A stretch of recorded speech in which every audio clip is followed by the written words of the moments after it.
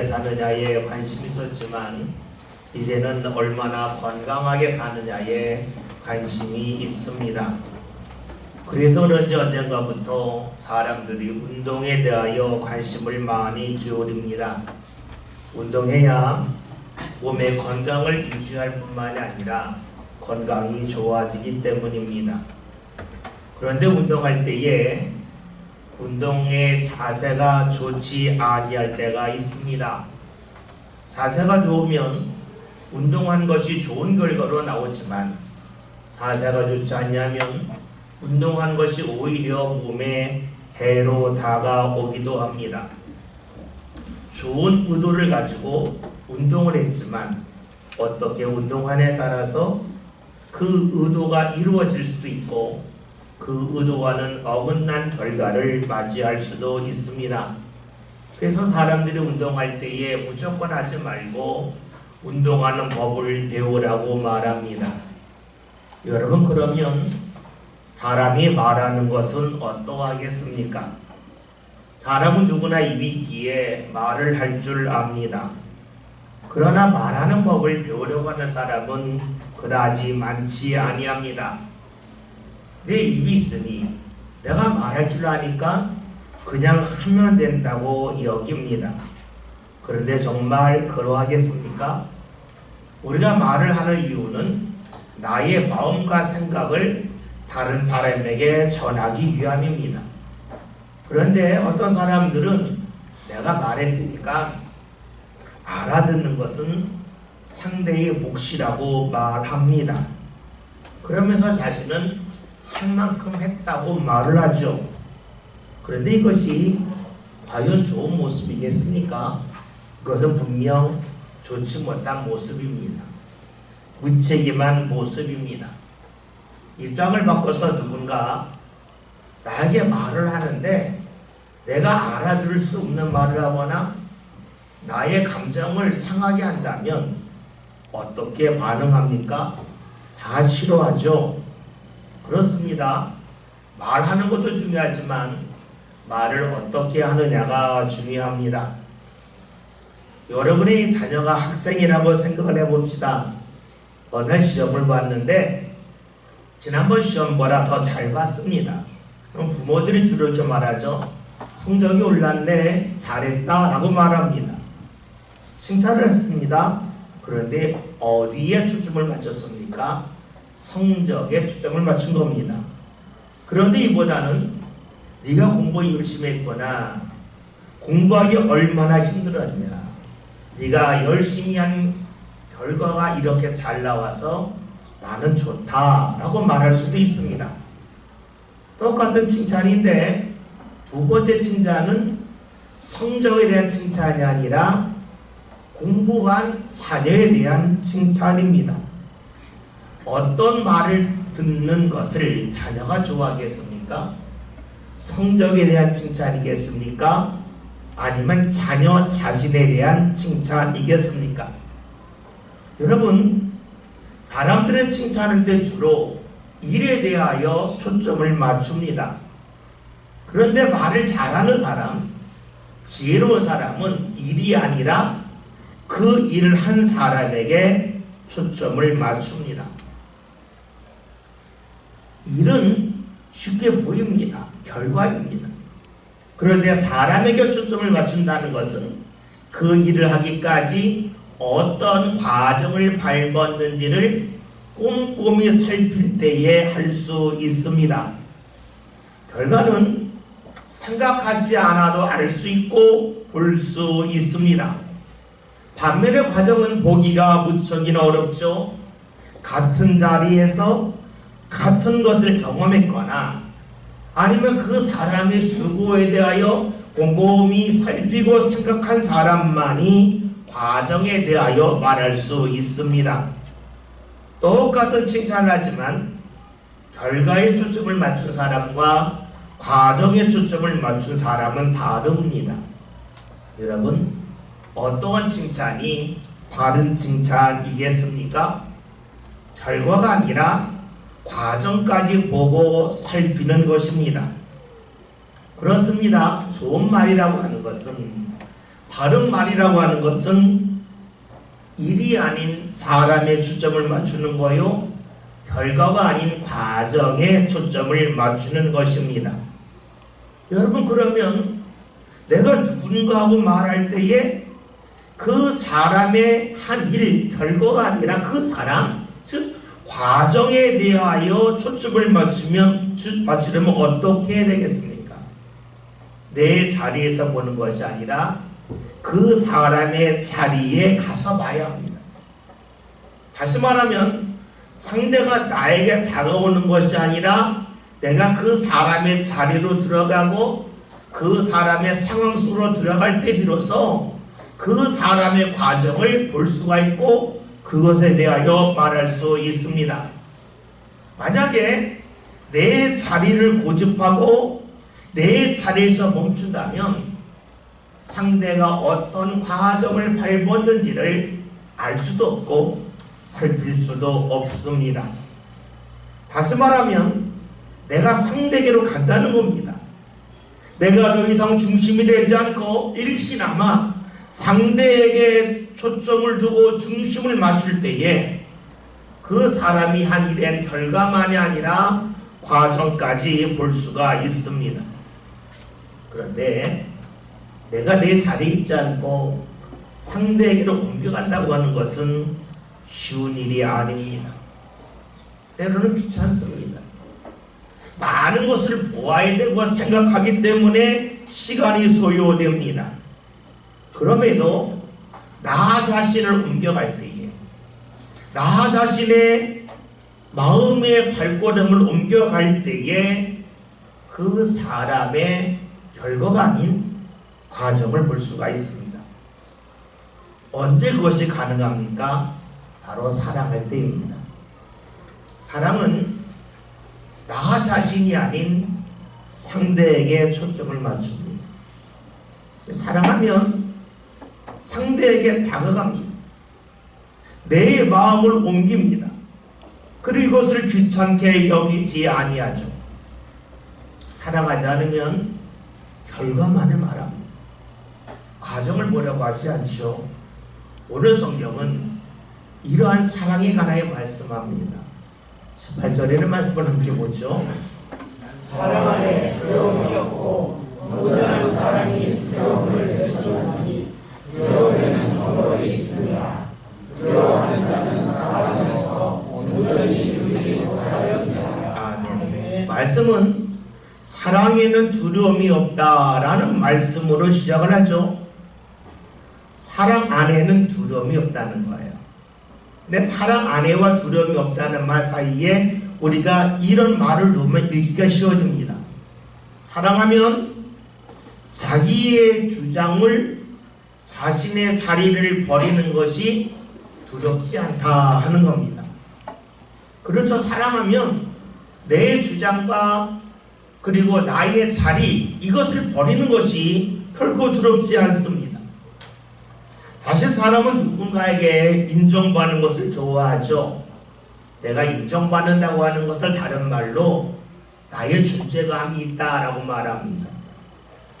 학자들의 견해에 의하면 사람들이 이렇게 모여 있을 때에 자기만을 인정해 주지 않을 때, 즉 자신의 존재감이 사라질 때에 사람이 느끼는 감정은 칼로 자신의 그 살을 그을 때의 아픔과 똑같답니다.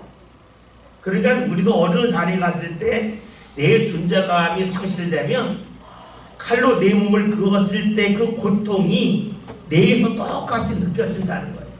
그러니까 사람은 누군가에게 존재감을 빼앗겼을 때에, 내가 왜 이 자리에 있어야 되나 할 때에, 나를 누가 알아주려 할 때에 무척이나 고통스러워한다는 겁니다. 그런데 놀라운 것은 사랑하면 내 자리가 사라지고 그리고 나를 내세우지 않는, 즉 내 존재감이 사라지는 것에 대하여 두려워하지 않는다는 겁니다. 그래서 사랑하면 내 자리를 버리고 상대에게 다가간다는 거죠. 그러면 그 사랑이 커지면 어떻게 될까요? 18절의 말씀을 다시 한번 봅니다. 사랑 안에 두려움이 없고 온전히 모자란 사랑이 두려움을 내쫓나니 두려움에는 방법이 있으나 두려워하는 자는 사랑 안에서 온전히 이루지 못하였느니라. 아멘. 말씀에서 사랑하면 두려움이 없는데 사랑이 온전해진다. 즉 사랑이 커지고 자랄 때 일어나는 일이 무엇이냐면 내가 두려워했던 것을 내 스스로 쫓아낸다고 말씀합니다. 사랑은 다른 말로 하면 내 자리에서 상대에게로 옮겨가는 겁니다. 마음의 발을 옮겨가는 거죠. 이 발을 서로 바꾸면 이렇게 볼 수 있습니다. 사랑하면 할수록 내 손길이 한 번 가고 두 번 가는 것을 두려워하지 않는다라고 말할 수 있습니다. 사랑하면 사랑할수록 나의 수고의 손길을 마다하지 않고 이를 귀찮아하지 않는다는 것이지요. 여러분 생각해 봅시다. 여러분이 사용하는 펜이 있습니다. 그 펜을 사용하시면 어떡합니까? 그냥 책상 위에 올려놓아요. 근데 여러분이 사용하는 펜이 아주 소중한 펜이에요. 값비싼 펜이에요. 금으로 만든 펜이에요.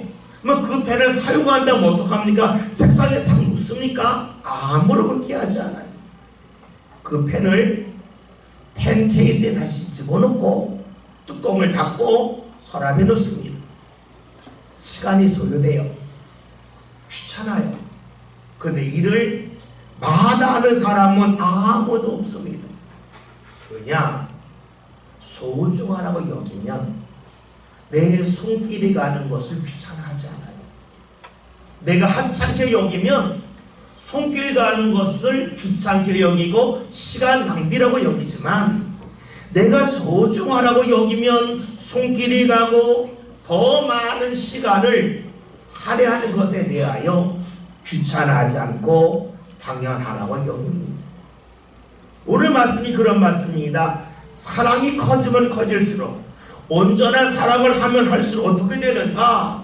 두려워하지 않는다. 두려움을 내쫓는다는 겁니다. 귀찮았던 일인데 귀찮아지지 않는다는 거예요. 시간을 사용하는 것에 대하여 아까워했는데 전혀 아깝지 않다는 것이지요. 여러분 혹시 누군가에게 내가 사랑을 받는다고 느낀 적이 있습니까? 언제 그것을 느꼈습니까? 얼마 전에 이런 글을 읽었습니다. 한 초등학생이 학교에서 친구하고 다투다가 몇 대 때렸나 봅니다. 그래서 선생님한테 혼나고 집에 돌아온 그 학생이 엄마한테 엄마는 학교에서 이러이러한 일이 있었어 라고 말했답니다. 그래서 엄마가 뭐라고 말했겠습니까? 그래, 그런데 어쨌든 때리면 안 돼. 폭력은 안 좋은 거야. 다음부터는 절대로 때리지 마라 라고 말했답니다. 일반적인 이야기죠. 근데 이 아이가 울면서 이렇게 말했답니다. 엄마는 그러면 안 되지. 내가 왜 그랬는지 물어봐야지. 내가 선생님한테 혼이 나서 얼마나 속상했는데 엄마는 위로해야지. 그 애가 먼저 나에게 시비를 걸었고 내가 얼마나 참다가 때렸는데 엄마는 나보고 잘못했다고 하면 안 되지 라고 말했답니다. 그때 엄마가 느꼈다는 겁니다. 자신이 아이의 마음이 어떠했는지, 얼마나 속상했는지, 때릴 수밖에 없었는지 왜 묻지도 않고 가르치려만 했을까 하면서 후회했다는 겁니다. 봅시다. 엄마가 한 말은 옳은 말입니다. 아주 상식적인 말입니다. 그런데 이 엄마는 아이의 마음을 향하여 손길을 내밀지 못했습니다. 그 말을 들은 아이는 엄마가 자신을 사랑한다는 것을 전혀 느끼지 못했습니다. 왜냐하면 그 말은 엄마 말고 누구나 할 수 있는 말이기 때문입니다. 상식적인 말이기 때문입니다. 아이도 자신이 잘못한 걸 압니다. 그러나 아이는 엄마가 나를 사랑한다면 다른 사람과 똑같은 말을 하면 안 되고 다른 말을 해야 된다고 여겼던 것이죠. 그렇죠. 사랑하면 사랑이 없는 사람과 다른 말을 해야 됩니다. 사랑하지 않고 평범한 관계일 때 하는 말이 뭡니까? 상식적인 말입니다. 그러면 사랑할 때 할 수 있는 말이 무엇일까요? 상식을 뛰어넘는 말입니다. 여러분 생각해 보십시오. 사랑을 받는 게 뭡니까? 그것은 상식을 뛰어넘는 겁니다. 상식 안에서, 즉 다른 사람이 옳고 그르라고 하는 기준을 갖고 산다면 사랑할 수 있겠습니까? 내가 상식 속에 산다면, 상식에 얽매여 산다면 사랑할 수 있겠습니까? 선한 일을 하면 사랑받을 자격이 있고, 옳지 않은 일을 하면 사랑받을 자격이 없다고 말한다면 그게 사랑입니까? 보상이겠습니까? 주위 사람들이 다 인정하고 받아들이는 것이 상식입니다. 그런데 사랑의 특징은 상식에 있지 않습니다. 상식을 넘는 데 있습니다. 상식을 깨뜨리는 데 있습니다. 만약에 우리가 살아가면서 나는 분명한 사람이야, 나는 옳고 그름이 분명해, 그래서 나는 옳지 않으면 옳지 않다고 말하고 틀리면 틀린다고 말해 라고 말하는 사람이 있습니다. 여러분, 그 사람이 사랑할 수 있겠습니까? 틀렸으니까 틀렸다고 말하고 옳으니까 옳다고 말하면 상식을 말하는 사람입니다. 사랑은 상식을 깨뜨리는 것을 두려워하지 않습니다. 근데 여러분 봅시다. 여러분 상식을 깨뜨리면 주위 사람들이 뭐라 말합니까? 왜 저래 그래? 손가락질합니다. 상식을 깨뜨리면 질서를 무너뜨렸다고 말합니다. 때로는 형벌이 다가올 수도 있습니다. 그런데 여러분, 사랑은 상식을 깨뜨립니다. 깨뜨렸다는 이유로 손가락질 받고 형벌 받는 것을 마다하지 않습니다. 다시 38절 봅니다. 사랑에 두려움이 없고 온전한 사랑이 두려움을 내쫓나니 두려움에는 경건이 있으나 두려워하는 자는 사랑 안에서 온전히 이루지 못하였느니라. 아멘. 우리 18절에는 말씀을 들어 사랑이 무엇일까? 사랑은 내 중심을 상대에게 옮겨가는 거라 그랬습니다. 나를 버리는 것을 두려워하지 않는 거라 그랬습니다. 그리고 내 중심을 버린다고 하는 것은 내가 가졌던 상식을 깨트리는 것을 말하는데 그것을 두려워하지 않는 것이 바로 사랑이라 했습니다. 이렇게 볼 때 우리는 질문할 것이 있습니다. 내가 지금까지 사랑을 알았을까 하는 겁니다.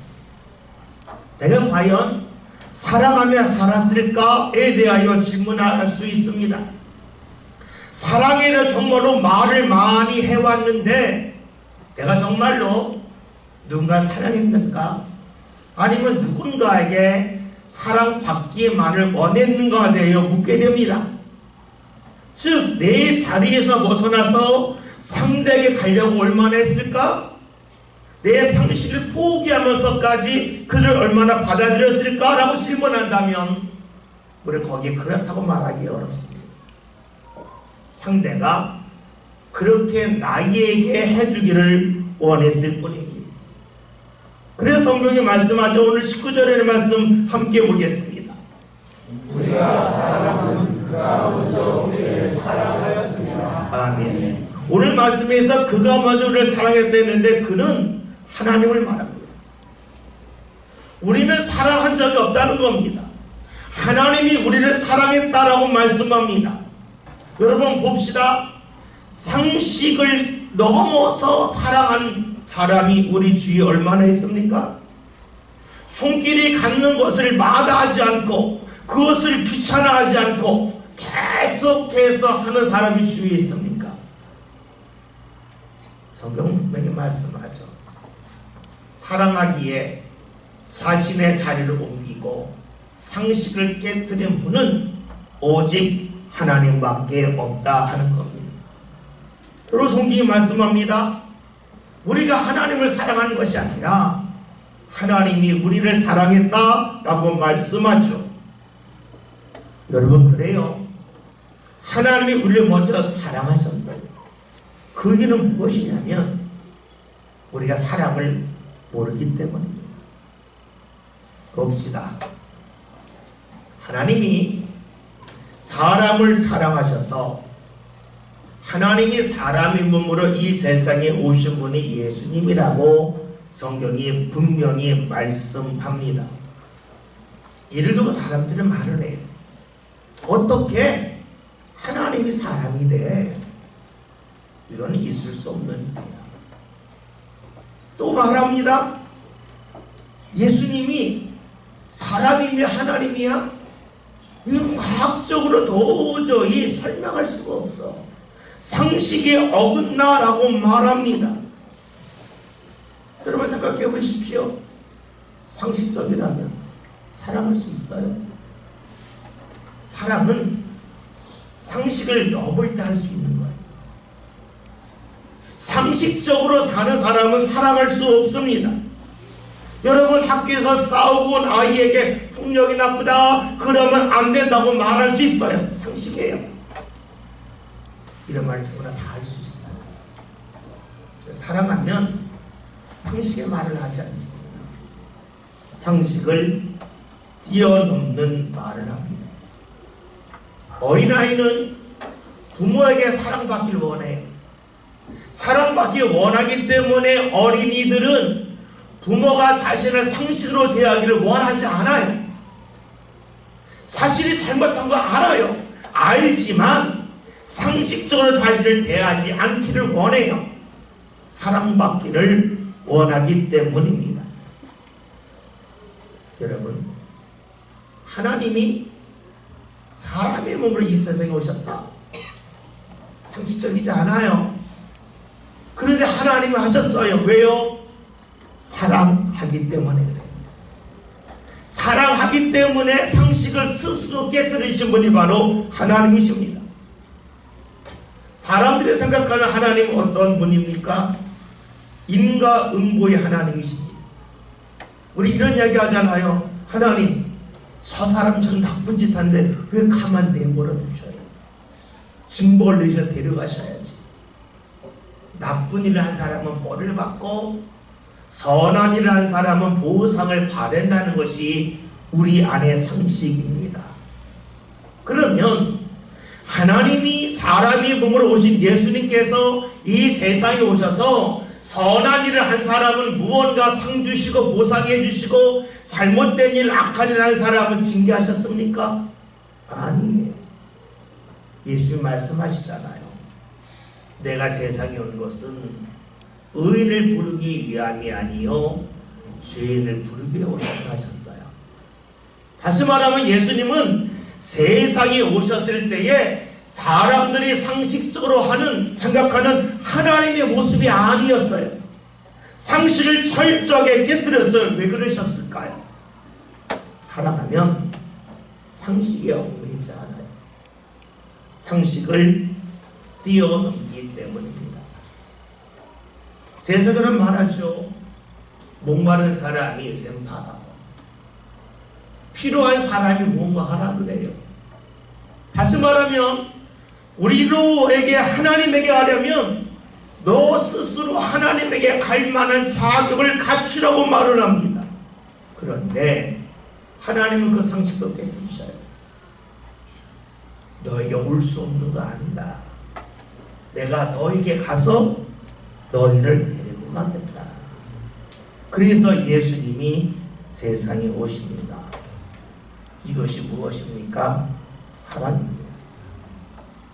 예수님이 십자가 달리심을 통하여 모든 사람이 그 예수님을 믿으면 구원을 받는다 라는 것이 성경의 말씀인데 사람들은 말을 하죠. 이해할 수 없다. 어떻게 다른 이가 나의 죄를 대신 짊어질 수 있겠냐. 이것은 상식적이 아니다. 받아들일 수 없다고 말합니다. 여러분, 하나님이 왜 사람들이 받아들일 수 없는 비상식적인 것을 통하여 우리를 구원하실까요? 이거는 간단해요. 사랑하시기 때문입니다. 상식선에서는 사랑할 수 없어요. 상식을 깨뜨려야 사랑할 수 있습니다. 우리의 말씀을 보면서 성경이 비과학적이라고, 내가 이해할 수 없다, 그리고 상식과 거리가 멀다고 말합니다. 왜 그런 말 할까요? 아직 내가 사랑을 모르기 때문이에요. 사랑이란 말을 무척이나 많이 하지만 사랑이 무엇인지에 대해 잘 모르기 때문에 우리는 성경 말씀을 이해하지 못합니다. 오늘 성경 말씀 다시 봅시다. 19절 함께 봅니다. 우리가 사랑하면 그가 먼저 우리를 사랑하셨습니다. 아멘. 하나님이 우리를 먼저 사랑하셨다라고 말씀합니다. 왜냐하면 사람은 사랑을 모르기 때문에 사랑을 배워야 하기 때문입니다. 여러분, 예수님이 이 세상에 오셔서 우리에게 사랑을 보여주십니다. 다시 말하면 사람의 상식적으로 생각할 수 없는 수많은 일들을 하셨습니다. 그 이유는 사랑하시기 때문입니다. 이 말씀을 다시 본다면 이렇게 볼 수 있습니다. 우리가 하나님을 모른다면, 하나님의 사랑을 받지 못한다면 우리는 사랑이 무엇인지 모릅니다. 사랑을 한다고 말하지만 사실은 사랑받으려 합니다. 그래서 사랑하는 사람에게 사랑은 이게 내가 가려고 하지 않고 그가 나에게 오라 그럽니다. 이것은 내 몸이 가고 상대의 몸이 오가는 그런 모습을 말하는 게 아닙니다.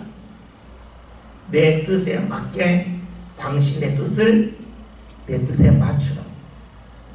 내가 원하는 것에 당신이 맞추라고 말합니다. 그리고 이것을 사랑이라고 생각을 하죠. 그런데 여러분, 하나님은 분명히 보여주셨어요. 사랑하기 때문에 하나님이 하늘의 별을 버리시고 이 땅에 내려오셨습니다. 자신을 버리고 다가오셨습니다. 그리고 사람들이 상식적으로 생각하는 모든 것을 깨뜨리면서 우리를 붙잡아주고 계십니다. 하나님이 우리를 사랑하시기 때문입니다. 사랑의 힘이 여기 있습니다. 사랑은 나를 버릴 수 있게 하는 힘이 있습니다. 사랑은 내가 지금까지 옳다고 여겼던 수많은 사람이 옳다고 여겼던 상식을 깨뜨릴 수 있는 힘이 있습니다. 사랑하지 못하면 내 자리에 얽매입니다. 내 환경에 얽매입니다. 상식 속에 얽매여 삽니다. 그러나 사랑하면 이 모든 것을 뛰어넘습니다. 오늘 말씀 제목이 사랑의 힘입니다. 사랑은 나를 버릴 수 있는 그러한 힘을 갖게 합니다. 사랑은 내가 지금까지 옳다고 여겼던 상식에서 벗어날 수 있는 힘을 줍니다. 근데 그 사랑은 내가 연구해서 노력해서 가질 수 있는 것이 아닙니다. 사랑을 받아봐야 사랑할 수 있습니다. 저와 여러분이 이 세상을 살아가면서 그 무엇보다 소중한 것이 사랑이라고 말하지만 의외로 사랑이 무엇인지 모릅니다. 하나님의 사랑을 받아야 하나님께서 자신을 버리셨음을, 하나님의 상식을 깨뜨렸음을 내가 받아들이고 경험해야 이것이 사랑이라는 것을 알 수 있습니다. 그리고 그 사랑을 할 때에 내가 내 자녀를 대할 때에 상식적으로 대하지 않고 사랑으로 대할 수 있습니다. 폭력은 나쁜 거야, 다음에 그러지 마 라고 말하는 것이 아니라 얼마나 힘들었으면, 네가 어떠한 어려움이 있었기에 이랬니, 같이 공감하고 같이 함께할 수 있습니다. 저와 여러분이 사랑의 힘을 소유합시다. 이 힘을 소유하기 위하여 내가 노력하려고 하는 것이 아니라 하나님의 사랑을 받는 그 자리에 나갑시다. 그리고 하나님의 사랑을 받아서 사랑의 힘이 무엇인지 분명히 경험하고 그 힘을 발휘하며 살아나가는 저와 여러분이 다 될 수 있기를 주의 이름으로 기원드립니다. 하나님, 사랑하면 내 자리를 고집하지 않고 다가갈 수가 있고, 사랑하면 상식을 깨뜨릴 수 있음을 하나님을 통하여 알게 하시고 보게 하시니 감사합니다. 우리를 사랑하신 하나님께서 자신의 자리를 고집하지 않고 이 세상에 사람 몸으로 내려오셨고, 잘못된 죄인이지만 멀리하지 않고 품고 하나님 앞으로 이끌고자 예수님을 십자가에 달려 죽기까지 저희를 사랑하셨음을 믿습니다. 하나님의 사랑이 아니라면 우리는 사랑을 알지도 못하고 생각할 수도 없습니다. 하나님의 사랑을 분명히 보고 알고 경험하여 사랑의 힘이 얼마나 큰지를 삶 가운데 분명히 되새기는 성도를 되게 하시고, 그런 사랑으로 가족을 대하게 하시고 이웃을 대하게 하여 주셔서 사랑의 힘이 얼마나 큰지를 경험하며 하나님께 더욱더 감사할 수 있는 성도들 다 되게 하여 주옵소서. 아멘. 예수님의 이름으로 기도하였습니다. 아멘. 봉헌 찬송 295장 같이 하시겠습니다.